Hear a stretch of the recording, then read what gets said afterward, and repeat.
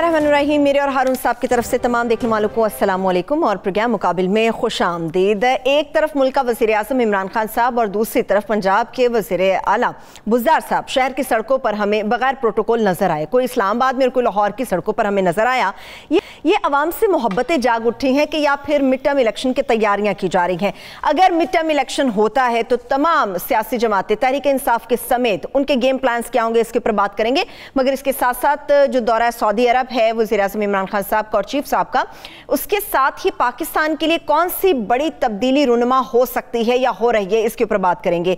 कराची का जो इलेक्शन है NA 249 का, उसके ज़िमनी इलेक्शन का क्या मामला रहेगा, कुछ बात बनेगी या मामला जू का तू रहेगा, ये भी बात करेंगे। और कोरोना की हालिया सूरत हाल दोनों हमसाय ममालिक में पाकिस्तान और इंडिया के ऊपर भी बात करेंगे कि इनका मुवाजना भी करेंगे कि क्या क्या इकदाम किए जा रहे हैं और वहाँ पर क्या अपडेट्स हैं।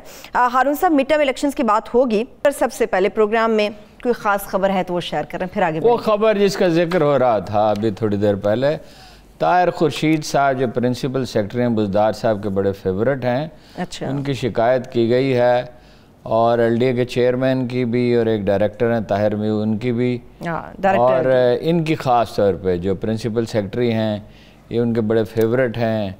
उनको कमिश्नर भी बनाया और यहाँ सेक्रेटरी उनको बड़ी अहम यानी वजारत का बनाया और फिर प्रिंसिपल सेक्रेटरी बनाया। तो वो कुछ दिन की बात है, खान साहब वज़ू करके नमाज के लिए खड़े हुए। अच्छा। तो सैफुल्लाह न्याज़ी साहब पहुँचे और उन्होंने कहा सर बड़ा मसला है, बड़ा मतलब इतनी, हालांकि आमतौर पे ऐसा होता नहीं है, दफ्तर में बात की जाती है जब मीटिंग हो रही हो, लेकिन ये है कि वो इतनी शिकायतें पहुँची गालबन, इससे तो यही तासुर होता है। और ये ताहिर खुर्शीद साहब जो हैं वो बहुत गड़बड़ कर रहे हैं, और ये इनकी चॉइस है ना बुज़दार साहब, बहुत गड़बड़ कर रहे हैं, बहुत शिकायतें आ रही हैं, बहुत मामलात ख़राब हो जाएंगे। तो अगर खान साहब ने कहा देख लेंगे इसको, तो फिर इन दो अफसरों के भी है और ये कहा जा रहा है कि इनके अहसासों का जायज़ा लिया जाए। अच्छा। हाँ, तो अब क्या करते हैं ये फैसला खान साहब ने करना। ठीक है, मगर ये खान साहब ने जो फैसला किया सड़कों पर निकलने वाला, हारून साहब उसको आपके साथ बुज़दार साहब भी निकले हैं। हम हमेशा ये बात करते हैं लेकिन उनको अप्रिशिएट करना चाहिए। साहब किया करते थे ये। अच्छा। तो कभी कभी शहबाज शरीफ भी करते, बहुत कम नवाज शरीफ साहब भी करते थे, मगर नवाज शरीफ साहब फिर कैमरे वालों को इंस्ट्रक्शंस देते थे बाकायदा कि ऐसे तस्वीरें बने होने चाहिए, और वो किसी के साथ ज्यादती हुई है तो उसके सर पे मैं हाथ रखूँगा, फिर क्या तस्वीर अच्छी नहीं बनी दोबारा बनाओ। ये शोबदाबाजी की सियासत है, लोगों के मसले हल होने चाहिए। वैसे कुछ दिन पहले बुज़दार साहब कह रहे थे, लेकिन बहरहाल चलो कुछ लोगों से मिल लिए, वो खुश हो गए, वो भी खुश हो गए, वो भी खुश हो गए। अच्छा चलिए ठीक है, वो तो आपकी बात सही है कि खुश हो गए। अब मुझे ये बताइए हारून साहब कि जो मिड टर्म इलेक्शंस की तैयारी हो रही है जो सड़कों पर, इससे पहले खान साहब इस तरह से नहीं आए, बुज़दार साहब को भी हमने नहीं देखा, क्योंकि वो कहते हैं शोबदाबाजी की सियासत अब खत्म हो चुकी है। वो माइल हैं या तुले हुए हैं, ये आप पहले कंफर्म करें। कौन कहते हैं शोबदाबाजी की सियासत? ये बुज़दार साहब चंद दिन पहले कहते हैं कि शोबदाबाजी की सियासत खत्म हो चुकी है। माशाल्लाह माशाल्लाह, क्या कहने, क्या कहने, शोबदाबाजी की सियासत तो पाकिस्तान में कभी खत्म हुई ही नहीं, हमेशा। There was one gentleman Mohammad Ali Jinnah, कायद आज़म, इसीलिए उन्हें कहा जाता था। शिमला की सड़कों पे जुलूस निकला, साइकिलों पे जुलूस निकलते थे उस वक्त। ये जो साइकिल नहीं जो इंडिया में इस्तेमाल होते, हमारे यहाँ तो ख़त्म हो गया सवारी के लिए, वो रिक्शा हैट उनकी गोद में रखा हुआ था, तो किसी ने इतना कह दिया, वो साइकिल तो आहिस्ता आहिस्ता चलते हैं ना, और जुलूस में और भी आहिस्ता चलते हैं, कि यहीं हैट ने गोद में ही रख छोड़े, तो उन्हें कोई गर्मी महसूस हुई होगी या वैसे ही उतार दिया। तो ये लोग पसंद नहीं करते हैट को। ये अभी मतलब ये तहरीक पाकिस्तान के अव्वलीन दिनों की बात है, तो उन्होंने हैट उठाया और फ़ौरन सर पर रख लिया। एक जेस्चर भी वो देना पसंद नहीं करते थे मकबूलियत के लिए, एक फ़िक्रा भी नहीं कहना पसंद करते थे मकबूलियत के लिए, इसलिए कि उन्हें अपने आप पे, अपने परवरदिगार पे एतमाद था, अपने आप पे एतमाद था, अवाम पे एतमाद था, हमेशा लोगों से मशवरा करते रहते थे। जितना मशवरा वो करते थे, कोई बर्र सग़ीर की तारीख़ में कोई शख्स नहीं आया। औरंगज़ेब के बारे में कहा जाता है कि वो 3-3 घंटे सुनता रहता था और उसके बाद फ़ैसला करता था। एक ग्रीक हिस्टोरियन ने लिखा है जो यहाँ आया था उस ज़माने में, यूनानी ने। लेकिन ये कि शेरशाह सूरी के बारे में भी कहते हैं, अकबर आज़म बहुत मशहूर, बहुत ही मशहूर करता और दाना तरीन आदमी को चुनता था। खान साहब उसके बरक्स हैं, नादान तरीन आदमी को चुनते हैं। तो ओ क्या शोबदाबाजी कहाँ ख़त्म हुई है। शोबदाबाजी ख़त्म हो जाए, रियाकारी न रहे, दिखावा न रहे, जो हमारे आवाम का भी मिजाज है। मकान और शादियों पर पैसा लुटा देंगे, یہی پسند کرتے ہیں، یہی مغلوں کے ہم وارث ہیں نا جی. ہماری اپر مڈل کلاس نے برباد کر کے رکھ دیا اس ملک کو، کوئی سیونگ ہے ہی نہیں. وہ آگے اکانومی پہ بات ہوگی تو میں آپ کو بتاؤں. ٹھیک ہے. بہرحال مڈ ٹرم الیکشن کے لیے خان صاحب بھی مائل ہیں اس طرف، ذہنی طور پہ تیار ہے. نہیں، فیصلہ تو ابھی نہیں ہوا، اس لیے کہ متضاد آ رہا ان کے ساتھی دے رہے ہیں نا. شہباز شریف بھی تیار ہیں وزارت عظمیٰ کے امیدوار کے لیے. ہاں وزارت عظمیٰ کے امیدوار ہیں. میں ان کے راستے میں جو رکاوٹیں میں عرض کرتا ہوں. پیپلز پارٹی کیا کرے گی؟ اور پیپلز پارٹی کو کوئی فرق نہیں پڑتا. پیپلز پارٹی کو الیکشن ہوتے ہیں تو بھی سندھ میں انہیں یقین ہے کہ وہ جیت جائیں گے، اور نہیں ہوتے تو پھر بھی انہیں وہ ان ہاؤس تبدیلی کے حق میں ہیں. وہ یہ چاہتے ہیں نون لیگ سے بات ہو جائے. بات ہو رہی ہے ان کے شہباز شریف سے، اور شہباز شریف صاحب بھی ہیں. کل ایک اخبار نویس نے ان سے 1 گھنٹے کی طویل ملاقات کی تو انہوں نے کہا میں تو اپنے اس موقع پہ پوری طرح قائم ہوں کہ کوئی اسٹیبلشمنٹ کے ساتھ تلخی نہیں ہونی چاہیے. ملک کے حالات بہت خراب ہیں، مل جل کے چلنا چاہیے. اطلاع یہ ہے کہ زرداری صاحب سے وہ ملنا چاہتے تھے، اچھا، لیکن پھر شاہد خاقان عباسی نے ان کے خلاف بیان دیا اور لوگوں نے دیا. حمداللہ نے دیا. حمداللہ نے تو کہا کہ اپنی اوقات کے مطابق بات کریں، یہ اپنے وزن کے مطابق بات کریں. شاہد خاقان بھی اسی مفہوم کا جملہ کہہ چکے ہیں. یہ تبارد ہے یا یہ مشورے سے کیا انہوں نے. بہرحال مریم گروپ کے جو لوگ ہیں وہ سبٹاج کر رہے ہیں اس ملاقات کو. شہباز شریف صاحب کو اگر وزیر اعظم بننا ہے تو بڑے بھائی کی مرضی سے بن سکتے ہیں، اچھا، ورنہ نہیں بن سکتے. ان کا بیانیہ بڑا تلخ ہے، ان کی مرضی کے ساتھ. میجارٹی پارٹی کے ارکان اسمبلی کی جو میجارٹی ہے وہ یہی چاہتی ہے کہ بھائی انڈرسٹینڈنگ ہو. اس میں اگر ان سے آزادانہ رائے لی جائے تو میرا خیال 75% لوگ یہ چاہیں گے کہ تلخی نہ ہو. حالات بہت خراب ہیں. دیکھیے فرانس کی طرف کی وجہ سے یورپی یونین کا دباؤ آ رہا ہے، اقتصادی حالت بہت خراب ہے، اور بوال کرونا ہے، سفارتی مسائل الگ ہیں. امریکہ افغانستان سے جانے والا ہے اور وہ یہ شور کر رہا ہے کہ یہاں خانہ جنگی ہو. وہ اڈے مانگ رہا ہے اس لیے کہ وہ ان کا خیال ہے کہ خانہ جنگی ہوگی، اور وہ اسی لیے تاجکستان سے، پاکستان سے، انڈیا سے اڈے مانگ رہے ہیں. بڑا دباؤ ہم پہ آنے والا ہے. وہ کہتے ہیں کشمیر کو بھول جاؤ، ابھی اس کی بات نہ کرو، انڈیا سے صلح کرو، افغانستان سے صلح کرو. بس صلح تو کرو، صلح سے اچھی تو کوئی چیز نہیں، مگر وہ بھی تو اپنی حرکتوں سے باز آئے نا. ایسے کیسے صلح ہوگی؟ تو وہ چاہتے تھے سافٹ کریں شہباز شریف صاحب زرداری صاحب کو، ایک طرح کی انڈرسٹینڈنگ ہو جائے. ان سے مل کے الیکشن تو نہیں لڑ سکتے، یہ تو ظاہر ہے. پھر اسٹیبلشمنٹ کا رول بڑا امپورٹنٹ ہے. اس میں اہم پلیئر دیکھیں نا کون سے ہیں، لیکن ایک آدمی سڈنلی بہت امپورٹنٹ ہو. کون؟ اس آدمی کا نام ہے جہانگیر ترین. وہ کس کے ساتھ ملیں گے جا کے ہارون صاحب؟ یہ مجھے نہیں پتا کس کے ساتھ ملیں گے. زرداری صاحب کی بھی کوشش ہے، شہباز شریف کی بھی کوشش ہے، تو وہ شہباز شریف سے ان کا رابطہ ہے.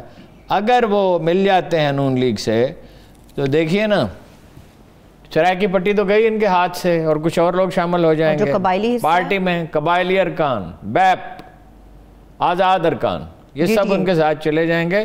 اس لیے کہ وہ سکلفل بہت ہے، بڑا ہنرمند آدمی ہے جہانگیر ترین، اور اون کرتا ہے لوگوں کو. تو اس صورت میں اگر، لیکن سوال یہ ہے کہ کرونا کے ہوتے ہوئے الیکشن کیسے ہو سکتے ہیں؟ کیسے ممکن؟ ایک الیکشن کے اوپر تو اتنا معاملہ گڑبڑ ہو گیا. خواہش تو ہر ایک کی ہے، بے چین تو ہر کوئی ہے. جیسے شیشے کی دیوار کے پار کھانا رکھا ہوا اور بلی بےتاب ہو رہی ہو کھانے کے لیے، بیچ میں شیشہ اسے تو نہیں دکھائی دیتا، بلی کو تو نہیں پتا شیشہ. جب آدمی لالچ میں ہوتا ہے اسے دکھائی تو نہیں دیتا. شہباز شریف صاحب بھی امیدوار ہیں، اور میری بات لوگوں کو بہت عجیب لگی کہ بیسٹ پرائم منسٹر جہانگیر ترین ہو سکتا تھا اگر تلخی نہ ہوتی اور سپریم کورٹ نے پابندی نہ لگائی. کوئی ڈیلیور کر سکتا ہے. تو باقی یہ جو حکومتیں آئیں گی یہ تو مطلب کتنا عرصہ رہیں گی بھائی. اور خان صاحب اگر اپوزیشن میں جا کے بیٹھ جاتے ہیں، دیکھیں ایک صورت یہ ہے خان صاحب چلے جائیں لوگوں کے پاس اور کہیں کہ جی الیکشن میرے تو ہاتھ بندھے ہوئے ہیں، میں تو میرے پاس پورا اختیار، جو بات ٹھیک بات ہے، مطلب پورا اختیار ہو تو میں اصلاحات کروں گا. اس لیے کہ بلدیاتی الیکشن نہیں کرا سکتے ان حالات میں. تو خان صاحب عثمان بزدار کے ہوتے ہوئے کوئی بلدیاتی الیکشن کرا سکتا ہے؟ عثمان بزدار کے ہوتے ہوئے بلدیاتی الیکشن ہوں تو آپ 20% سے زیادہ سیٹیں نہیں پی ٹی آئی جیت سکتے. بھروسہ تو بہت ہے ان کے اوپر. بھروسہ انہیں پہ ہے، بھروسہ ان پہ اتنا زیادہ ہے کہ کوئی حد ہی نہیں. جتنا اکبر اعظم کو اپنے لڑکپن میں عبدالرحیم خان خانہ پہ تھا اتنا بھروسہ، جتنا جنرل پیٹن پہ تھا ابراہم لنکن کو، تو بھروسہ انہیں پہ ہے. اور وہ اگر حکومت تو رہے گی نا، حکومت رہے گی، یہی چیف منسٹر رہیں گے، یہی رہیں گے، تو وہ اپنے کام کریں گے. عثمان بزدار صاحب دیکھیں نا، یہ کوڑا اٹھانے والا جو ادارہ ہے، ایک صاحب سے کہا، نام میرے ذہن میں نہیں ہے آج، اس پہ ایک بڑا اچھا کالم چھپا ہے، تو ان سے کہا ایک صاحب سے کہ بھائی یہ آپ نے بڑے بڑے کام کیے ہیں تو یہ کام بھی کر دیں. تو انہوں نے کہا میں اتنے بڑے بڑے منصوبوں پہ کام کر چکا، تو یہ کیا چھوٹا سا کام آپ مجھے دے رہے ہیں. اچھا. لیکن اس کو ٹکنے نہیں دیا بزدار صاحب نے.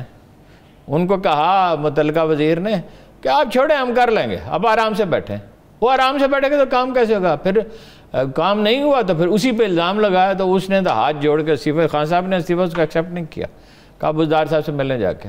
وہ 2.5 گھنٹے کہتا ہے میں ایک دیوار سے گفتگو کرتا رہا اور واپس آیا، تو پھر میں نے یہی فیصلہ کیا کہ استعفیٰ دے دینا چاہیے.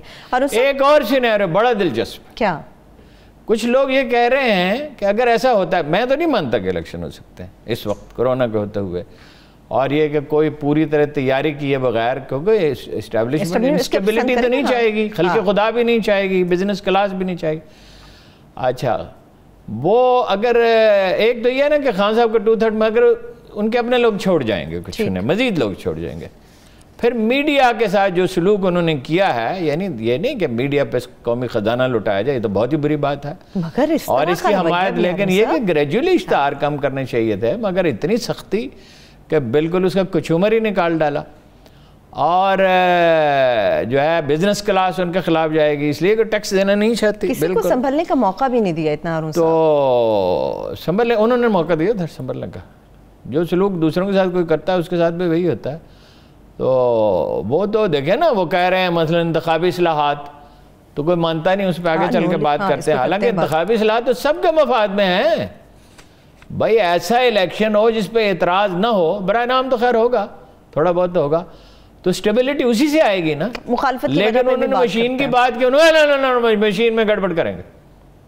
او بھائی آپ متبادل تجاویز دیں نا، مشین میں کیا گڑبڑ کریں گے؟ آپ کہیں کہ جی اپوزیشن کے ارکان بھی ہونے چاہیے، سرکاری افسروں کا مشورے کے ساتھ تقرر کریں، الیکشن کمیشن کے معاملات میں مشورہ کریں، تو ظاہر ہے مگر نیت ہی نہیں ہے، کسی کوئی صلح نہیں چاہتا کسی سے. شہباز شاہ صاحب نے کہا صاحب 2018 میں تحریک انصاف بھی شامل تھی، ہم نے ایک پورا مسودہ تیار کیا تھا انتخابی اصلاحات پہ اور سب نے ایگری کیا تھا اس کے اوپر. جو الیکٹرانک ووٹنگ کی بات خان صاحب کر رہے ہیں اس کو الیکشن کمیشن ناقابل عمل قرار دے چکا ہے، وہ کس طرح سے پاسبل ہو سکتا ہے؟ چلیے ناقابل عمل صحیح، کوئی اور طریقہ کار بتا کر لیں بیٹھ کے. مجھے تو پتہ نہیں ہے، ٹیکنیکل معاملات ہیں. ویسے نادرہ دنیا کے بہترین اداروں میں سے ایک ہے، اگر اس کی مدد لی جائے تو یہ ہے، یہ نہیں، دنیا کے بہترین اداروں میں سے ایک. آپ ایک بٹن دبائیں، ایک آدمی کا نام لے کے اس کے پورے خاندان کی تصویریں 1 سیکنڈ سے کم وقت میں سکرین سے نمودار ہو جائیں گی. جن لوگوں نے، میں نے دیکھا ہے خود، 2002 میں ایک دفعہ گیا تھا، تو ایک بٹن دبایا اور 300-400 ایسے آدمیوں کی تصویریں آ گئیں جنہوں نے 2 شناختی کارڈ بنائے ہوئے. وہ تو آپ آئیڈینٹیفیکیشن تو کوئی مسئلہ نہیں ہے. بھائی نہ چلے الیکٹرانک مشین پہ نہ جائیں تو کوئی اور طریقے کار بتا کریں. مگر پرائم منسٹر کو چاہیے کہ دعوت دے دے اور پہلے کچھ مطلب خاموشی سے ساتھ لابینگ کی جائے. اچھا، ایک اور بڑا دلچسپ سیناریو لوگ پیش کرتے ہیں، وہ یہ کہتے ہیں پیپلز پارٹی اور جی ڈی اے، اچھا، اور جہانگیر ترین یہ مل کے حکومت بنا سکتے. ایسے ہنو صاحب پیپلز پارٹی کے ساتھ ترین صاحب کے چانسز سب کو زیادہ لگ رہے ہیں. ترین کے نہیں نون لیگ زیادہ پاپولر ہے پنجاب میں. پیپلز پارٹی کو سرائکی بیلٹ میں تو ترین صاحب کی مدد سے مل سکتے ہیں اور کچھ لوگ چھوڑ بھی جائیں گے. وسطی پنجاب میں تو نون لیگ کی بڑی گرفت ہے. ایک اور یہ صورت ہے کہ باقی کا مرکز میں تو ہو جائے، یہ حکومت بن جائے اور پنجاب میں شہباز شریف کی حکومت ہو. یہ بھی اس وقت بہت سے آئیڈیاز ڈسکس ہو رہے ہیں. اگر ترین صاحب کو سی ایم کی آفر کر دیتے ہیں پنجاب کے لیے تو ہارون صاحب پنجاب میں بھی بھائی کی مرضی کے بغیر نہیں ہو سکتا. ان کے راستے میں ان کا خاندان حمالہ بن کر کھڑا ہے. خواہش تو ہے بڑی ہے ان کی، کس کی نہیں ہوتی. چلیے ہارون صاحب، اور یہ اشرف غنی جو ہے، جو جس کو جان بچانا ہی شاید مشکل ہو جائے وہ چھوڑنے کے لیے تیار نہیں ہے. شیر کی سواری ہے، اس سے اتر نہیں سکتے. اس پہ چڑھنے کے سبھی خواہش مند ہیں. ہارون صاحب چلیے اگر فرض کر لیتے ہیں مڈ ٹرم الیکشن ہو جاتے ہیں, عمران خان صاحب کے کتنے چانسز ہیں کہ دوبارہ سے وہ ایز اے پرائم منسٹر؟ میں نے آپ سے عرض کیا نا, کاروباری طبقہ ان کا ساتھ نہیں دے گا, میڈیا ان کا ساتھ نہیں دے گا, اور دکانداروں کو تو بڑی سہولت ہے, 40 لاکھ دکاندار, ڈاکٹر, وکیل, انجینئر, یہ تو کوئی ٹیکس نہیں دیتے. دیکھو کوئی 60% تو یہی ہے نا معیشت, 20% انڈسٹری کی, اور 22% 25% ہوگی داد و شمار, چونکہ ہمارے یہاں کوئی بہت زیادہ قابل اعتماد نہیں, تو 20% ایگریکلچر ہے. تو باقی یہ 60% جو ہیں یہ تو دیتے نہیں. اچھا جو جاگیردار بھی ٹیکس نہیں دیتے, تو ٹیکس تو کوئی دیتا ہی نہیں ہے. کتنا ٹیکس دیتے تھے برِ صغیر کے لوگ, کتنا ٹیکس دیتے تھے؟ مغلوں کے دور میں 40 سے 50%, کہتے چوتھ تھے مگر اس میں کوئی نہ کوئی بہانے سے. رنجیت سنگھ کے دور میں 60%. آج بھی دنیا میں ٹیکس یہی ہے. برطانیہ میں 45% ہے, سکینڈینیو میں 44%. پاکستان میں اتنا کم کیوں ہے؟ یہ بریک سے واپس آ کے میں بات کروں گی, چھوٹی سی بریک لے لیتے ہیں, بریک سے واپس آ کے بات کریں گے پاکستان میں ٹیکس کلیکشن کے حوالے سے ہمارا سسٹم اتنا سٹرونگ کیوں نہیں ہے. مگر اس کے ساتھ ساتھ پاکستان تحریک انصاف کے اندرونی اختلافات اور دورہ سعودی عرب سے متعلق بھی خاص طور پہ بات کریں گے. ہمارے ساتھ رہیے.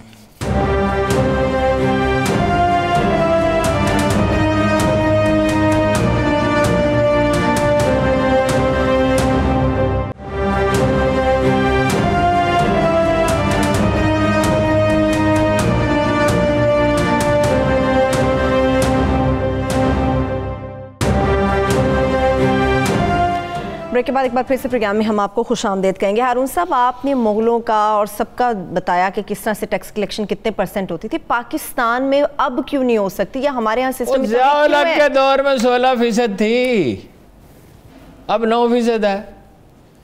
یہ نون لیگ کا کیا دھرا ہے.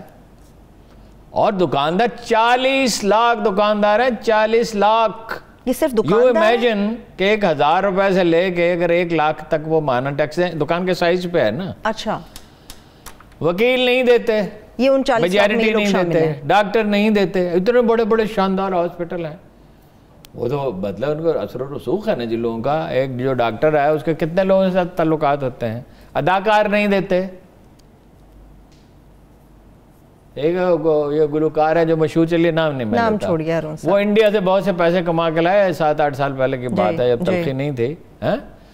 تو وہ FBI میں کسی کو سوجھا, اب میں نام نہیں لیتا کس کو سوجھا, تو اس نے کہا ذرا ایئرپورٹ پہ ذرا ان سے پوچھ لینا کہ کتنے پیسے لے کے آئے ہیں, تو کتنا ٹیکس وصول ہوا. اس وقت سب سے پاپولر گلوکار ہے. جی جی مجھے پتا. کتنا ٹیکس وصول ہوا؟ 12 لاکھ روپے ایک دورے کا. دیکھیے وہ ٹیکس کے نئے نئے ایونیوز. ابھی آج ہمارے یہاں خبر چھپی ہوئی ہے کہ فلاں جو شعبہ ہے اس کے لوگ ٹیکس ہی نہیں دیتے, سرے سے نہیں دیتے, رجسٹر ہی نہیں کیا. یہ جو بروکر ہیں شوگر انڈسٹری کے بحران انہوں نے پیدا کیا ہے. چینی مل والے تھوڑی بیچتا ہے براہ راست. چینی کرانے کی دکان کے پاس لے کے جائے گا شوگر مل والے کے پاس اتنا ٹائم ہے, کوئی سسٹم ہے اس کے پاس. جو بروکر ہے FBI میں رجسٹر ہی نہیں ہے. امریکہ میں ایک دفعہ کسی نے پوائنٹ آؤٹ کیا, ٹیکسی والوں سے نہیں لیتے. اچھا, یہ جو ٹیکسی والے تو بڑی آمدن ہے, اور امریکہ کے ٹیکسی والے تو بڑا کرک ہوتا ہے. وہ آپ نے یہاں سے رائبنڈ روڈ سے بیٹھے اپنے جانے کے لیے, یہ جو اتحاد ٹاؤن ہے یہاں تک جانے کے لیے بیٹھے, تو وہ پوری رنگ روڈ کا چکر لگا کے لے کے جائے گا. ٹھیک ہے, اور وہ بڑی آمدن بہت, یعنی جو لوگ پیسے کمانا چاہتے ہیں اور شائی نہیں ہوتے تو وہ بے شمار پیسے. کتنا مجھے یاد ہے, کوئی 10 سال 12 سال پہلے کی بات ہے, صرف ٹیکسی ڈرائیور سے $18 بلین ٹیکس وصول ہو. $18 بلین ٹیکسی ڈرائیور سے آئے. وہ ایسے بہت سے ایونیوز ہیں, یہ دکانداروں سے. لیکن یہ ایک یا تو حکومت ہو 2/3 میجورٹی ہو, ٹھیک ہے, اور وہ تہیا کر لے کہ اگلی دفعہ الیکشن جیتیں یا نہ جیتیں. ویسے جیت جائیں گے اس لیے کہ وہ شروع میں لوگوں کو تکلیف ہوگی, لیکن وہ پیسہ آئے گا تو لوگوں پہ خرچ ہوگا. اگر لوگوں پہ خرچ کیا جائے تو تب ہو سکتا ہے, یا ایک ڈکٹیٹر کر سکتا ہے. یہ پارلیمانی جمہوریت راس نہیں ہے ہمیں, جس میں 5% ووٹ لے گئے ایک آدمی جیت جائے. 5% ووٹ لیے پیپلز پارٹی نے, اور وہ ڈنکے بجا رہے ہیں. ابھی یہ بنگال میں مجھے خطرہ ہے اس میں مغربی بنگال میں انڈیا میں ابھی کرونا اور بڑھے گا, وہ جشن منا رہے نا ممتا بینرجی, جی دیکھیں نا اس کا تو اس کو ریورس گیئر لگ گیا نا مودی کو. آؤٹ آف 200 کتنی سیٹیں اس کی 82 نہیں 300 سیٹیں ہیں قریب, اور اس کی 82 ہیں, اس کی 200 ہیں, 202 تھی اب 200 رہ گئی, پہلے 202 میں میجورٹی تھی تو اب 2 سیٹیں کم ہو گئی, 82 ہیں. تو وہ کیسے پھیلا, بڑے بڑے جلوس نکالے, اور آپ کو پتہ ہے اعلان کیا تھا اس نے, مودی نے, ہم نے کرونا کو شکست دے دی,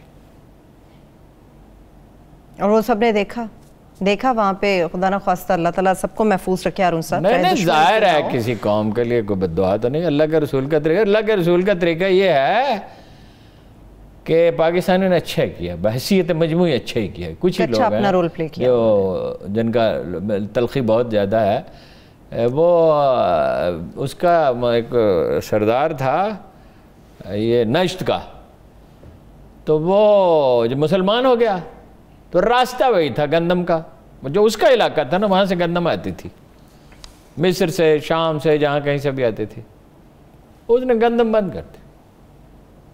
مسلمان ہو گیا, ظاہر ہے اس کو پتا تھا بھائی یہ کفار مکہ دشمن جناب رسول اللہ صلی اللہ علیہ وسلم کا اسلام کا دشمن ہے, گندم بند کر. رسول اللہ نے میسج بھیجا گندم بند نہ کرو, اور یہی نہیں کیا, 500 اشرفیاں بھی بھیجی مکہ والوں کو. ان سے بدتر کون تھا, کیا سلوک انہوں نے کیا تھا جناب بلال کے ساتھ, عمار کے ساتھ, مگر کیا ظلم ہے جو انہوں نے نہیں ڈھائے تھے. ٹھیک ہے, تو مسلمان کا کام خیر خواہی ہے, نفرت اور تعصب نہیں ہے. ٹھیک ہے, درست بات, بالکل ٹھیک ہے. ہارون صاحب, عمران خان صاحب کی سربراہی میں آج ایک اجلاس بھی ہوا ہے جس میں یہ فیصلہ کیا گیا ہے کہ آئندہ جو بجٹ ہے وہ مالی ترقیاتی بجٹ ہوگا. اللہ اکبر, کیوں ہنس رہے ہیں؟ یہ فیصلہ کیا گیا ہے. بجٹ کس چیز سے؟ یہ تو عمران خان صاحب کو پتا ہوگا. کوئی آدمی کہے کہ میں تمہیں 12 سوٹ سی دوں گا اور اس کی دکان میں 2 گز کپڑا بھی نہ ہو تو کہاں سے سی دے گا؟ ترقیاتی بجٹ کس چیز سے؟ 50 میں آپ کو فگرز بتاتا ہوں, سادہ سے فگرز ہیں, کوئی پیچیدہ نہیں ہے. 57.50% صوبے لے جاتے ہیں, اچھا باقی کتنا بچا؟ 42.5%. اچھا, اس میں اب آپ کو قرضے ادا کرنے ہیں. قرضے کتنے ہیں؟ ہمارا جو مثلا اس سال کا بجٹ تھا اس کا 45% کے برابر قرضہ تھا. یہ قرضہ کیسے واپس کیا کہ ایک تو ٹیکس کی آمدن ہوتی ہے نا, براہ راست ٹیکس کی, ایک کچھ اور آمدن بھی حکومت کی ہوتی ہے. مثال کے طور پہ اسلام آباد میں آپ نے ایک سیکٹر ڈیولپ کر دیا, مثلا آپ اسٹامپ بیچتے ہیں, مطلب فیسیں ہوتی ہیں بہت سی چیزوں کی, ایک لمبی فہرست ہے, تھوڑی آمدن ہوتی ہے, کہیں نہ کہیں سے آتی رہتی ہے. اس کے بعد کتنے پیسے بچے؟ زیرو.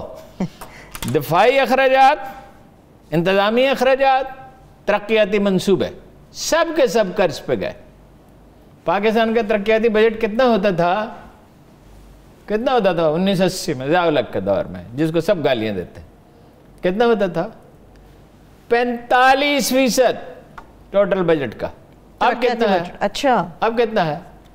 12%, اور مشکل سے 2/3 خرچ ہوتا ہے. دراصل $660 ارب روپے تھا, تو مشکل سے اس میں 450-500 روپے خرچ ہوئے, 8-9%. اور 45% کہاں؟ اور ٹیکس کلیکشن کتنی؟ 16%. کیا آپ کا مطلب ہے کہ عمران خان صاحب کو حالات کا نہیں پتا, خوابوں کی دنیا میں رہتے ہیں؟ تنہا عمران خان تو ذمہ دار نہیں ہے نا, دیکھیے ہر چیز حکومت پہ ڈال لیں, اس پہ نہیں, انہوں نے بگاڑا ہے. انہوں نے تو کہا ٹیکس دو ہی نا, نون لیگ نے کہا ہمیں چندہ دو. میں نے شہباز شریف سے پوچھا تھا یہ کیا ہوا؟ یہ 16% کا فگر میرے ذہن میں کلیئر نہیں تھا, مجھے شہباز شریف صاحب نے بتایا. اچھا, میں نے کہا اس FBR کے ہوتے ہوئے, ابھی ہمارے اخبار میں آج خبر چھپی ہے کہ کتنے ادارے ہیں جو 300 ارب روپے یا شاید اس سے زیادہ رقم ہے جو ہڑپ کر جاتے ہیں, اس کی انویسٹیگیشن ہوئی ہے. اور شوکت ترین صاحب جو ہیں وہ کہتے ہیں ہم ٹھیک کریں گے. شوکت ترین صاحب خود کہہ چکے ہیں, اس وقت کہا تھا 10-15 سال پہلے منیمم 5 ارب روپے. تو شوکت ترین صاحب کیا کریں؟ اور آپ کا خیال ہے کہ عمران خان صاحب نے کوئی نے خوش دلی سے قبول کیا؟ تو مجبوری سے. شوکت انیس صاحب مجبوری سے قبول کیے گئے؟ ہاں، بہت زیادہ پسند نہیں کرتا. بات تھوڑے دن کا قصہ ہے، تھوڑے دن سے مراد 2-4 ہفتے کا نہیں ہے. پھر موقع ملے گا تو کوئی اور وزیر خزانہ لائیں گے. چلیں ٹھیک ہے. لیکن ہارون صاحب اگر ترقیاتی بجٹ آپ سمجھتے ہیں کوئی اچھی چیز نہیں ہے، مطلب یہ ہو ہی نہیں سکتا. فلاحی بجٹ ہو سکتا ہے، ترقیاتی نہیں ہو سکتا. مثلاً فلاحی بجٹ کس طرح سے؟ مثلاً بہت اچھا کام کیا ہے ڈاکٹر ثانیہ نام ہے ان کا، ثانیہ نشتر صاحب، کمال انہوں نے کیا ہے. انہوں نے اتنا دیکھی، جو لوگ محنت کرتے ہیں، نیک نیت ہوتے ہیں، محنت کرتے ہیں اور کمپیٹنٹ ہوتے ہیں، 3 چیزیں چاہیے اور سینس آف ڈائریکشن ہوتی ہے. 9 لاکھ آدمی نکال دیے، 9 لاکھ آدمی نکال دیے نا. اس کا مطلب ہے 9 لاکھ غیر مستحق نکل گئے تو 9 لاکھ مستحق آدمی شامل کر دیے. اس کے پیسے بڑھا دیں، یوٹیلیٹی سٹور دگنے کر دیں، مجسٹریسی نظام کو مؤثر بنائیں. اور مہنگائی دیکھنا، پیسہ تو وہ خان صاحب نے ٹھیک کہا تھا، سب لوگ جانتے ہیں، مڈل مین کھا جاتا ہے. کئی چیزیں ایسی ہیں کہ اس میں کاشتکار کو کچھ نہیں بچتا. نواز شریف صاحب نے کہا تھا وہ آلو 5 روپے کلو ہو گئے. جس دن انہوں نے کہا تھا نا آلو 5 روپے کلو، تھوک میں تھے ویسے، پرچون میں تو نہیں تھے، پرچون میں تو 20-30-40 روپے، وہ مختلف جگہوں میں مختلف ہوتا ہے. 7 روپے کاس تھی اس وقت. اور آلو بھی کوئی ایسی چیز ہے جو آپ نہ بیچ سکتے ہو. آپ اگر زیادہ آلو اگا لیں، دنیا میں گندم تو سب سے زیادہ نہیں کھائی جاتی، گندم سے زیادہ چاول کھایا جاتا ہے، چاول سے زیادہ آلو کھایا جاتا ہے. تو بیچ لیں تو آپ. مگر آپ تو زراعت کر رہے ہیں 17ویں-18ویں صدی کی. فلڈ ایریگیشن دنیا میں کہاں ہے؟ ایک یونیورسٹی کے پروفیسر کو دے دیا پیپر، اس نے یونیورسٹی کے ایئر کنڈیشن کمرے میں پردے گرا کے ٹیبل لیمپ کی روشنی میں ایک پیپر لکھ دیا تو اس ٹھیک ہو جائے گی. زراعت تو ایجوکیٹ کرنا ہے کسان کو. بھائی انگور اگاؤ، آلو اگاؤ. اور دنیا میں اب زراعت کے ایسے طریقے آ گئے ہیں کہ 20-30 گنا تک پیداوار ممکن ہے بغیر زمین کے پیداوار. پاکستان میں ایک جگہ ہے، میں دیکھ کے آیا ہوں. اچھا. وہ جناب زمین ہے ہی نہیں، کمرے میں وہ کمپیوٹر رکھا ہوا ہے، وہ کمپیوٹر سے ان کو پانی ملتا ہے، وہ بیج ہیں، اور 11 مرلے جگہ اور لاکھوں روپے ماہوار وہ کماتے ہیں. مگر وہ کام کرے گا. بھائی آج کے زمانے میں ایک تو یہ جو علماء نے بڑی قدامت پسندی پیدا کی، ایک معاشرہ بحیثیت مجموعی قدامت پسند ہے. بھائی ایک صاحب نے کہا ہے کہ ویکسین کا تو قرآن کریم میں ذکر ہی نہیں ہے. ویکسین کیسے لگا سکتے؟ اس قسم کی بھی باتیں قرآن کریم میں جہاز کا ذکر ہے، ہوائی جہاز کا ذکر ہے. حج کرنے کے لیے کس چیز پہ جاتے ہیں؟ دائرہ. کوئی بحری جہاز پہ جائے گا تو کتنا وقت لگ جائے گا، تو اخراجات الٹا بڑھ جائیں گے. وقت کے ساتھ کھانے کے اخراجات بڑھ جائیں گے. اس کا جو کاروبار تھا یا ملازمت تھی وہ ساری گئی، اس کی آمدن نہیں ہوگی. تو یہ قدامت پسندی کی حکمت تو نبی پاک صلی اللہ علیہ وسلم کے دور میں بھی تھی ہارون صاحب، اسی کے ذریعے سارے معاملات کو دیکھا جاتا تھا. کسی بیمار کا علاج بھی اسی طرح سے کیا جاتا تھا. نہیں مطلب وہ ڈیولپ ہوتی رہتی ہے نا، چیزیں ڈیولپ ہوتی رہتی ہیں نا. کتنی چیزیں ہیں میڈیکل سائنس میں جو اس وقت نہیں تھی، جو آج ہیں. بالکل درست بات ہے. تو وبائیں پھیلتی تھیں تو جناب عبیدہ بن ابی جراح جو رسول اللہ کے پسندیدہ ترین چند لوگوں میں سے تھے، اشرا مبشر 10 آدمی جنہیں دنیا میں بخشش کی بشارت، جن کے بارے میں جناب عمر فاروق اعظم نے کہا تھا کہ اگر آج وہ زندہ ہوتے تو میں انہیں اپنا جانشین بناتا. تو وہ طاعون کی وبا میں ان کا انتقال ہوا. شہادت ہی کہنا چاہیے، اس لیے کہ شرعی اصول یہ ہے کہ اس کو شہادت کہا جاتا ہے. تو وبائیں پھیلتی تھی اور لشکر کے لشکر، یہ عبدالی کا لشکر جو ہے 8000 آدمی مر گئے تھے اس کے یہاں آلودہ پانی پینے سے. صحیح. چلیے یار ان سب بریک کی طرف ابھی چلتے ہیں، ایک بریک لے لیتے ہیں. بریک سے واپس آئیں گے تو کراچی الیکشن کے اوپر بات کریں گے. مگر جو سعودی عرب کا دورہ ہے وہ بڑا امپورٹنٹ ہے. پاکستان کے اندر کون سی اس دورے کے بعد بڑی تبدیلی رونما ہو سکتی ہے، اس کے اوپر بات کریں گے. ہمارے ساتھ رہیے.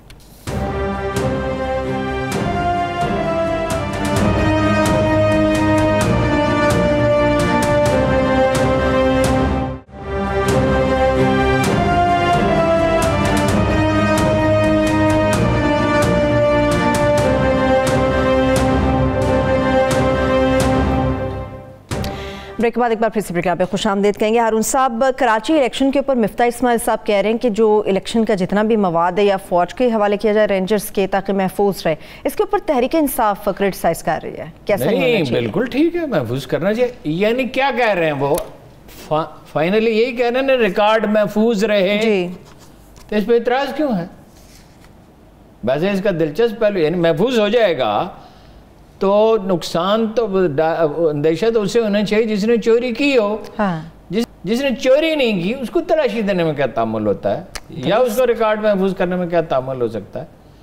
لیکن یہ بھی تو کمال ہے نا کہ نون لیگ ویسے تو فوج کے خلاف مہم چلاتی ہے لیکن ابھی سمجھتی ہے کہ لیکن جب اعتبار کی ضرورت ہوتی ہے کون قابل اعتبار ہے تو پھر رینجرز قابل اعتبار ہے یا فوج قابل اعتبار ہے. اس کے علاوہ محفوظ ہونا چاہیے.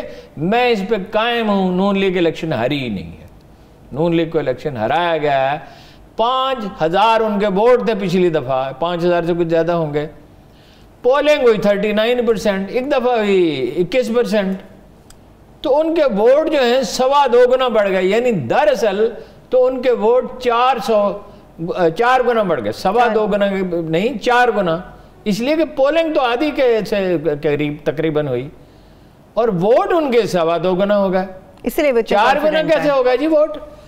پانی دیا انہوں نے, کوڑا اٹھایا انہیں ٹرانسپورٹ بہتر بنائی. اب وہ کہہ رہے ہیں ہم مزدور کاٹ دیں گے. یہ دیکھو یار, اور تم تو 70 ہزار بوریاں چوری ہو جاتی ہیں گندم کی, تو تم کسان کا وہ اپنے مزدور کو کاٹ دو گے؟ کس کو دو گے؟ تم نے بے نظیر انکم سپورٹ پروگرام کے کارڈ کس کو دیے تھے؟ اور وہ کہتے ہیں جی کہ ہمیں ایماندار سمجھا جائے. صحیح ہے, ٹھیک ہے. ہارون صاحب, بشیر میمن صاحب, ان کے حوالے سے یہ چیز سامنے آ رہی ہے. انہوں نے ایک ٹی وی پروگرام میں بیٹھ کے بات کی ہے کہ میں نے ایسا کبھی نہیں کہا کہ عمران خان صاحب نے مجھے قاضی فائز عیسیٰ صاحب کے حوالے سے کہا اور واضح الفاظ میں کہا کہ ان کے اوپر کیس بناؤ, یا اس طرح سے کوئی بات نہیں ہو سکی. انہوں نے یہ تاثرات بھی یہی کہا تھا. انہوں نے کہا خان صاحب نے مجھے بلایا اور مجھے کہا کہ ایک کیس ہے, ایک کیس. انہوں نے کوئی خان صاحب نے نہ کہا نہ انہوں نے منسوب کیا. وہ کہتے ہیں شہزاد اکبر صاحب اور فروغ نسیم صاحب کے بارے میں کہتے ہیں. اب انہوں نے نوٹس دے دیا ہے. میری ان سے بات ہوئی تھی, وہ مینٹلی پریپیئرڈ ہیں عدالت کا سامنا کرنے کے لیے, اور وہ کہتے ہیں کہ میں ثابت کروں گا. اور دیکھو وہ پولیس افسر ہیں, پولیس افسر ہے, ساری عمر اس نے پولیس میں گزاری, جو قابل عزت بھی ہے. اس نے اپنا زرداری صاحب کا پریشر تو کبھی قبول نہیں کیا. سندھ میں زرداری کی مخالفت منہ لے کے باعزت زندگی گزارنا کتنا مشکل ہے, تو آپ کیوں وہ پریشر قبول کرے گا؟ یہ دیکھیے, یہ اپنے آپ کس زاویے سے دیکھتے ہیں. ایک میڈیا میں یہ سنسنی بڑی پھیلانے کا شوق ہے. اس ملک کی بربادی میں میڈیا کا بڑا رویہ, بڑا دخل ہے. سنسنی پھیلاتے ہیں, قوم کی تعمیر, اس کی اخلاقی. ایک بڑا اچھا تجزیہ کل یا پرسوں چھپے گا, انور محمود صاحب نے مجھے بھیجا ہے. وہ ذرا کیئرفل آدمی ہیں تو لگے رہتے ہیں, وہ جب وہ لکھتے ہیں نا, تو اس میں انہوں نے کہا ہے کہ یہ مسائل ہیں. اور اس میں تو خیر انہوں نے جو بات کہی ہے میں اسے 100% متفق ہوں کہ صدارتی نظام ہونا چاہیے, ڈائریکٹ الیکٹڈ پریزیڈنٹ. کیا اس کی یعنی کمانڈ ہو کہ آپ اندازہ کر سکتے ہیں. اور پارلیمنٹ رہے, اسی طرح رہے پارلیمنٹ. میرا تو خیال ہے گورنر بھی براہ راست منتخب ہونے چاہیے, چھوٹے صوبے ہونے چاہیے, بلدیاتی ادارے ہونے چاہیے. ایک مسائل کا انبار ہے. 5% ووٹوں کے ساتھ ایک آدمی آتا ہے, اور ہمارا 5 نہیں تو 8%. وہ جو نون لیگ کی حکومت تھی جس کی اکثریت کا بڑا ڈنکا بجتا تھا, پتہ کتنے % ووٹ تھے ان کے؟ 12%. ٹوٹل ووٹوں کا ویسے 12%. یہ تو کاسٹ کے ووٹوں کا 5% ہے, یہ شاید کل ووٹوں کا. تو یہ تو یہ سسٹم چل نہیں سکتا, یہ کسی وقت بھی گرے گا. لیکن ظاہر ہے ایک نئے سسٹم کی تعمیر کے لیے فضا ہموار کرنی پڑتی ہے, صوبوں کو اعتماد میں لینا ہے, بلدیاتی ادارے بنانے ہیں, اس کی ساری قوم کو ایجوکیٹ کرنا ہے. ظاہر اس کی تیاری نظر نہیں آ رہی ہارون صاحب. کرنی پڑے گی نا. جو ہر کے دانا کنن دادا لیک بعد از خرابی ہے بسیار. جب مصیبت آ پڑے گی اور نہیں چلے گا. یہ آپ جیسے ہی ختم ہوگا, آپ نے کرونا کا پیریڈ تو کہ پیسے کٹو, یہ تو آپ کو جو رعایت ملی ہوئی ہے یہ تو کرونا کی وجہ سے ملی ہوئی ہے, تو یہ قرضہ کہاں سے دیں گے بھائی؟ پیداوار بڑھانی ہے. دنیا میں اکانومی چلتی ہے ٹرینڈ ورکر پہ. چین میں پڑھا لکھا ٹرینڈ ورکر ہے, اس لیے معیشت وہاں جاتی ہے. حتیٰ کہ انڈیا ہم سے بہتر ہے. یہاں تو خیر عدم استحکام بھی وجہ ہے نا. ہمارے لوگ ویسے زیادہ انٹیلیجنٹ، چینیوں سے بھی زیادہ انٹیلیجنٹ ہے، انڈین سے بھی زیادہ انٹیلیجنٹ ہے. یہ جو سروے ہیں دنیا میں 7 ذہین ترین اقوام میں سے ایک ہے پاکستان. ٹھیک ہے، لیکن وہ پڑھا لکھا ورکر کہاں ہے؟ اور وہ اپنا ڈاکٹر چیمہ صاحب جو تھے، ڈاکٹر نہیں وہ چیمہ صاحب جو تھے، وہ اپنا دے رہے تھے، اب اخبار میں کالم لکھتے ہیں، جو پولیس افسر تھے ذوالفقار چیمہ صاحب، انہوں نے ٹریننگ کا نظام بڑا وسیع کر دیا تھا. تو ایک کرنل مرتضیٰ صاحب تھے، انہوں نے بڑا اچھا نظام بنایا تھا. اب وہ ان اداروں پہ کوئی توجہ ہی نہیں بھی. ہر سال آپ 20-30 لاکھ آدمی کو ٹریننگ کریں، اور ٹریننگ کے لیے تو لوگ بھاگے ہوئے چلے آئیں گے، فیسیں بھی دیں گے. تو نہ ٹرینڈ ورکر ہے آپ کے پاس، نہ فنی ادارے ہیں، ٹیکنیکل ادارے ہیں آپ کے پاس، نہ سرمایہ ہے آپ کے پاس. باہر سے سرمایہ، کیونکہ یہاں ایک صاحب جو ہیں $500-600 ملین کے انویسٹمنٹ کرنے کے لیے تیار تھے، پاکستانی. اس کا گھر بار امریکہ میں بھی ہے. اس نے جناب FBI والوں نے تنگ کیا، وہ خاموش ہو گئے. اب انہوں نے وہ انٹرنیشنل ادارے جس سے مل کے کام کرنا چاہتے انہوں نے پوچھا، انہوں نے کہا بھائی کوئی ایسی حکومت آئے گی جو تنگ نہیں کرے گی تو پھر کر لیں گے، پھر سوچا جائے گا. ٹھیک ہے، اب موسٹ امپورٹنٹ دورہ سعودیہ. ہارون صاحب، دورہ سعودیہ بڑا ہے. ہمیں دیکھیے، صدیوں سے 1200 سال سے ترکوں کی، عربوں کی اور ایرانیوں کی آمیزش چلی جاتی. غزالی کو اپنی آخری کتاب فارسی میں لکھنی پڑی اس لیے کہ لوگ اب عربی زبان کو قبول کرنے کے لیے تیار نہیں تھے. اور ایران میں تھے، وہ مشہد کے قریب ہی ان کا مزار ہے. اور اس میں پھر ترکوں کے ساتھ جنگ ہو گئی، کیونکہ یہاں سے دیکھیں ایران جو ہے وہ سنی تھا، ایران شیعہ نہیں تھا. ایران میں ایک بھی بڑا شاعر ایسا نہیں ہے جو شیعہ، ایک جو تاریخی شاعر ہے. یہ تو صفویوں کے زمانے میں اور قاجار بادشاہوں کے زمانے میں ہوا. اچھا، وہ جب یہ سچویشن ہوئی، انہوں نے وہ کشموں کی تلخی تو تھی، اس میں قصوروار تنہا ایرانی نہیں ہے، وہ عربوں میں بڑا تفاخر ہے. انہوں نے 20 جلدوں کی کتابیں لکھی عربوں کی فضیلت پہ. اللہ کے رسول نے کہا اجمی کو عربی پر، عربی کو اجمی پہ کوئی فضیلت نہیں. انہوں نے اپنی فضیلت پہ کتابیں لکھی. ایرانیوں میں بھی یہ مسئلہ ہے. یہاں سے لشکر روانہ ہوا حجاز کے لیے. ترکوں سے جنگ ہوئی، موصل کے مقام پہ بڑی خونریز جنگ ہوئی. عالم اسلام سے سارے وفد وہاں پہنچے. یہ ترکوں سے 200-300 سال سے آمیزش چلی آ رہی ہے، عربوں سے پرانی چلی آ ری ہے. پھر صدام کی اور انقلابی ایران میں امام خمینی زندہ تھے، اور خمینی ایک ایسے شخص تھے جن کی تکریم کی جانی چاہیے تھی. انہوں نے ایک انقلاب برپا کیا تھا امپیریلزم کے خلاف اور اس کے خلاف، شہنشاہیت کے خلاف. تو اس وقت سعودی عرب نے مدد، سب عرب ملکوں نے صدام کی مدد کی. حالانکہ عالم عرب کی تباہی $2000 بلین کا لاس تھا اس جنگ میں، اور لاکھوں آدمی مر گئے. پھر سعودی عرب نے پیشکش کی. خمینی صاحب میں بڑی خوبیاں تھیں، مگر تھے بعض معاملات میں ضد اختیار کر لیتے تھے. انہوں نے تاوان جنگ کی پیشکش کی سعودی عرب نے، وہ نہیں مانے. اب اگر صلح ہو تو وہ ایک پورا پروگرام ہونا چاہیے. جو بائیڈن کی وجہ سے ایک فائدہ ہوا ہے، اس نے کہا کہ ان کے باہمی تنازعات میں ہم نہیں پڑتے، اس سے امریکہ کو نقصان پہنچتا الٹیمیٹلی.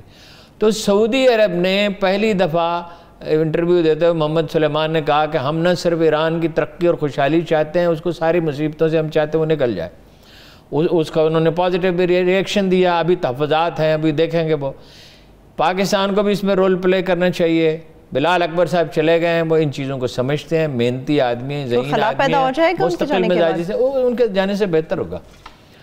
اور ترکوں کے ساتھ بھی صلح نے ایوب خان نے کوشش کی تھی. RCD کیا تھی؟ پاکستان، ایران اور ترکی. دیکھیے نا، اگر صلح ہو جاتی ہے تو ہمیں تو بھائی ملے گی گیس ڈائریکٹ آدھی قیمت پہ. تجارت ایران سے بڑھ جائے گی، انڈیا پہ انحصار ان کا کم ہو جائے گا، اور سینٹرل ایشیا کا دروازہ کھل جائے گا. جب تک ایران میں، افغانستان میں استحکام نہیں ہوتا، ایران ویسے تو ٹرین کا منصوبہ ہے تاجکستان تک، سارے سینٹرل ایشیا سے ہم منسلک ہو جائیں گے. اب CPEC، ایران، پاکستان، ترکوں کی، ایرانیوں کی صلح، ہماری تو خیر سب سے امریکہ کی سرد موری اس کی بڑی وجہ ہے. امریکہ نہیں، امریکہ کا تو اب جو رول ہے اس سے فائدہ پہنچ رہا ہے نا. جو بائیڈن کا یہ جو تھیوری ہے، اس کی ڈاکٹرائن ہے کہ بھئی ہم ان کے تنازعات میں نہیں پڑتے، وہ ان دی لانگ رن وہ امریکہ کے انٹرسٹ میں سوچتے ہیں نا. گریٹر مڈل ایسٹ، جس میں ایون وہ سینٹرل ایشیا کو بھی شامل کرتے ہیں. تو یہ بڑا ہی اچھا ہے یہ جو دورہ ہے، یہ امید ہے کامیاب رہے گا. پریشر بھی آئے گا، پریشر اڈوں کے لیے آئے گا، فوجی اڈوں کے لیے. ہاں، اڈوں کے لیے نہیں. اب دوسری تجویز آئی ہے، یہ نہیں ہے کہ اڈے ضرور دیں، کہ کبھی کبھی استعمال اگر ضرورت پڑے تو کریں، اس کو ریزسٹ کرنا پڑے گا، اس لیے کہ قوم یہ کبھی نہیں مانے گی، سوال ہی پیدا نہیں ہوتا۔ ایک اور بھی امپورٹنٹ سوال ہے ہارون صاحب، سعودی گورنمنٹ کی ایک سیاسی جماعت سے، پاکستان کی سیاسی جماعت سے بڑی وابستگی تھی ہے، عمران خان صاحب کے ساتھ ان کا رویہ کیسا رہے گا؟ دیکھیے وہ تو بعض چیزوں کی وجہ سے مسئلہ پیدا ہوا نا، سب جانتے ہیں، اب اس تفصیل میں جانے کی ضرورت نہیں، لیکن ایز اے ہول وہ ایران بھی اور سعودی قیادت بھی عمران خان کو پسند کرتی ہے، ہاتھ تو نہیں پھیلاتا پھرتا نا، وہ ذاتی فائدے تو نہیں اٹھاتا، نہ وہ مسچف کرتا ہے ان کے ساتھ، ٹھیک ہے، اور جنرل باجوہ کے لیے تو خاص پسندیدگی پائی جاتی ہے، اس لیے کہ وہ عربوں کے باہمی تنازعات میں کبھی انہوں نے دخل نہیں دیا، جہاں کہیں ممکن تھا مصالحت کرنا۔ ٹھیک ہے، آخری 1 منٹ ہے ہارون صاحب، آخری ایک اہم سوال آپ سے کورونا کو لے کر ہے، پنجاب کی صورتحال تک کہا جا رہا ہے کہ شاید پرائیویٹ اسپتالوں کو نوازا جا رہا ہے، کل اس کے انشاءاللہ اگلے ہفتے بالکل نوازا جا رہا ہے، اس میں کوئی شبہ ہی نہیں ہے، اور بہت سی اور بھی چیزیں غلط، اور سب سے اہم بات یہ ہے کہ کہہ رہے ہیں جی 22-21 لاکھ کو لگا دی، 1 کروڑ کو کیوں نہیں لگائی بھائی؟ چین آپ کو جتنی ویکسین آپ چاہتے آپ کو ادھار دینے کے لیے، اب بھی انہوں نے دی ہے، اب انہوں نے دی ہے، آپ ایک فوج کو انوالو کرتے، ان کی اتنی بڑی میڈیکل سروسز ہیں، پرائیویٹ ہاسپٹلز کو فوج خود انوالو کر لیتی، آپ 1 کروڑ کو لگا سکتے تھے۔ ہارون صاحب اس تاخیر سے کتنا نقصان ہوا، انشاءاللہ اگلے ہفتے اس کے اوپر بات کریں گے۔ یہ تو اب کہا نہیں جا سکتا، لیکن بلینز آف ڈالرز کا نقصان ہوا ہے، اور مجھے خطرہ ہے لاک ڈاؤن کرنا پڑے گا۔ ٹھیک ہے، تھینک یو سو مچ ہارون صاحب، میں تمام دیکھنے والوں کو شکریہ، اجازت دیجیے، اللہ حافظ۔